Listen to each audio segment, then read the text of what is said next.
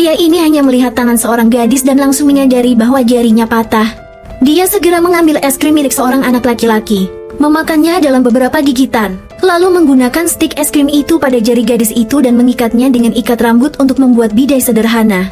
Dia lalu menyuruh gadis itu pergi ke rumah sakit untuk diperiksa. Tak lama kemudian, ayah gadis itu datang dan membawanya pergi.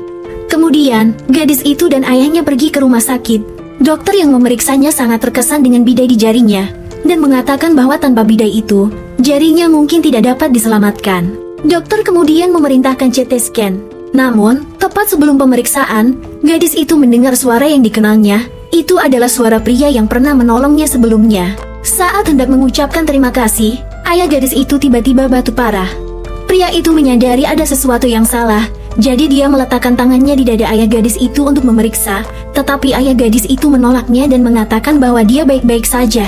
Namun tak lama kemudian, ayah gadis itu tiba-tiba pingsan. Saat perawat bergegas mencari peralatan darurat, pria itu meletakkan tangannya di dada ayah gadis itu dan tiba-tiba gambaran 3 dimensi jantungnya muncul di benaknya.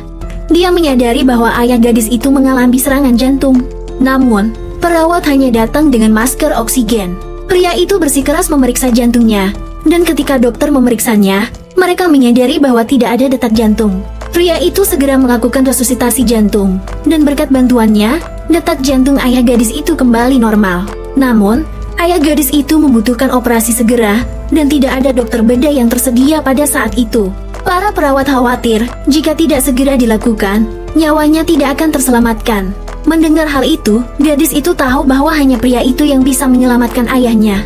Dia memohon bantuannya, tetapi pria itu mengatakan bahwa jika dia melakukan operasi, itu akan mengakhiri karier medisnya karena kontrak yang telah dia tanda tangani. Saat pria itu hendak pergi, gadis itu meraih tangannya, mengambil satu-satunya koin dari sakunya, dan meletakkannya di tangannya.